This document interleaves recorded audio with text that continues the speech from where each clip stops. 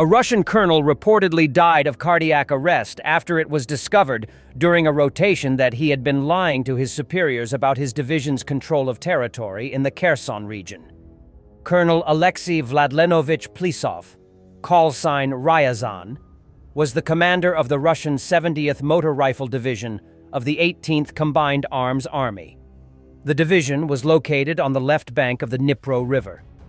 Plisov is said to have repeatedly reported to his superiors that most of the islands in the Kherson region were under Russian control.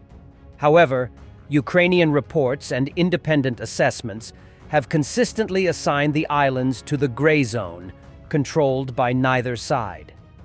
The Russians keep trying to cross the river and seize the islands, but have consistently been prevented from doing so by the Ukrainians, sustaining heavy casualties.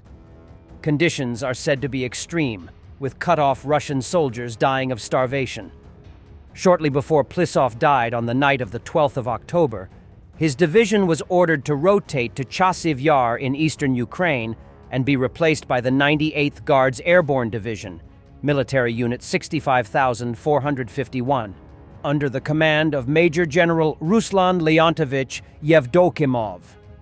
However, during the rotation, Yevdokimov is said to have discovered that Plisov's reports were untrue, and that most of the islands were still effectively under Ukrainian control. He reported this directly to Colonel General Mikhail Teplinsky, commander of the Dnipro Group of Forces. Yevdokimov reportedly refused to accept the positions he had inherited from Plisov, leading to conflict between him and Teplinsky. In response, Teplinsky ordered Plisov to establish control of the islands, but the 70th Division had already been redeployed by then. Reserve units are said to have been deployed to carry out Teplinsky's order. The 144th Separate Motor Rifle Brigade's Stormtrooper Detachment, with another Stormtrooper detachment from the 126th Separate Coastal Defense Brigade on standby.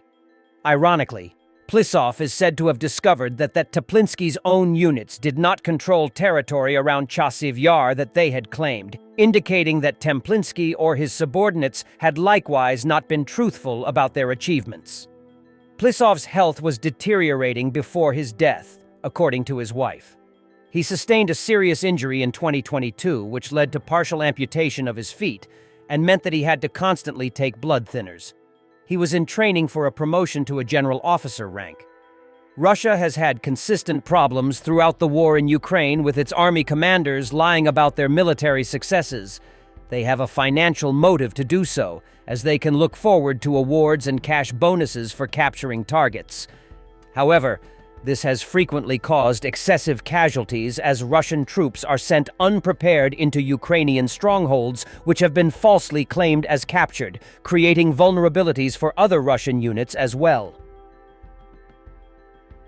Also in Oleshki, on the left bank of Kherson region, Ukraine's Shukaki-Sobaki drone unit tracked Russian forces unloading ammo near the former Dunapak Tavria factory.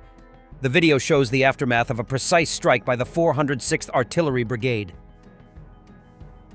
Ukrainian forces repelled a Russian mechanized assault on the outskirts of Mirnohrad. The 7th Air Assault Corps destroyed all Russian vehicles and confirmed 18 Russian troops were killed.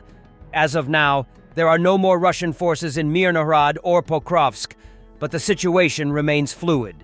The 7th Air Assault Corps, composed of veteran paratroopers from multiple battle-hardened brigades, continues to operate as a rapid response force across the Donetsk front.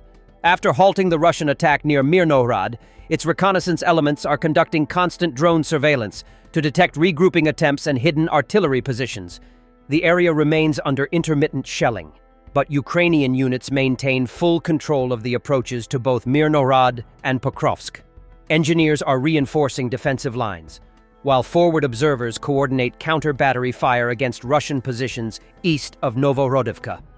The 7th Corps, equipped with modernized Western vehicles and night-fighting capability, has proven vital in stabilizing the front, allowing Ukrainian infantry to regroup and prepare for further tactical advances in the region.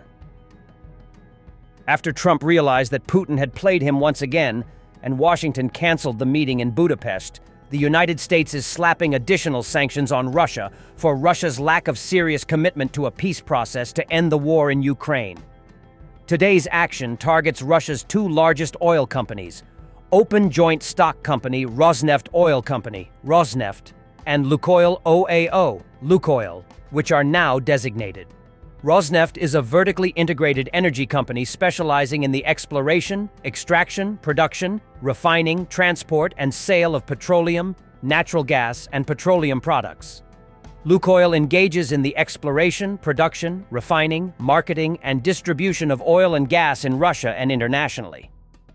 President Volodymyr Zelensky's visit to Sweden marked a major step forward in Ukraine's effort to modernize its air power and deepen industrial defense ties with one of Europe's leading arms producers.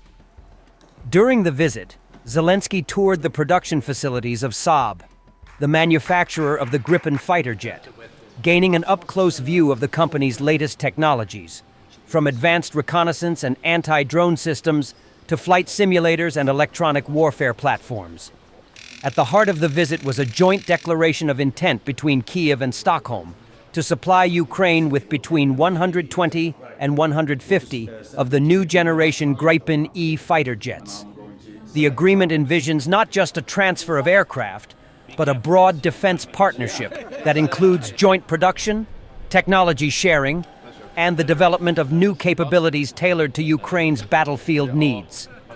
Zelensky described the Gripen as a powerful and versatile aircraft, noting that Ukrainian pilots are already undergoing training on the type.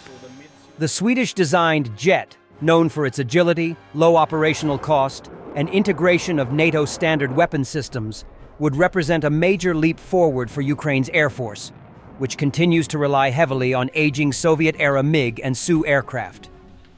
Both sides aim to finalize the agreement soon, with 2026 expected to mark the start of Gripen deployment in Ukraine.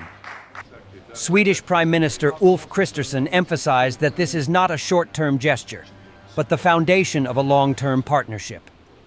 He outlined a 10 to 15-year plan to help Ukraine build a modern and self-sufficient air force, capable of defending its skies and integrating seamlessly with Western defense networks. For Ukraine, this initiative goes beyond acquiring new aircraft. It represents entry into a new phase of defense cooperation with Europe.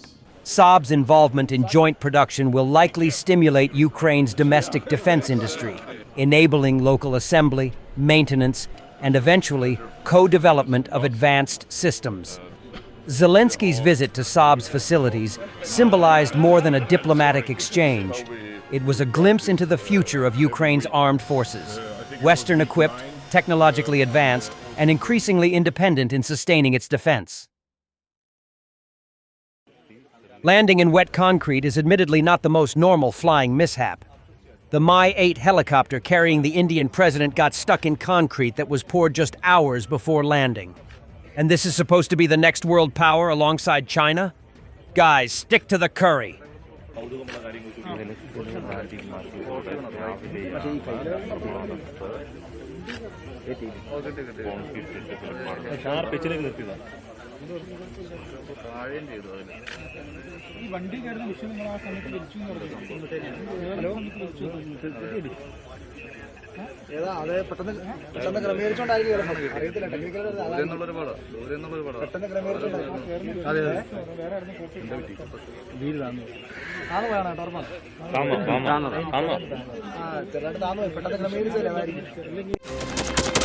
Thanks for watching, and don't forget to subscribe. Also, if you want to support Warthog Defense, please become our member and get early access to new videos, exclusive members-only videos, and become administrator in comments section. The membership link is in the description. Rescues every day. We had a guy last week at 6 rescues in 6 days. You know, he's doing the job every day.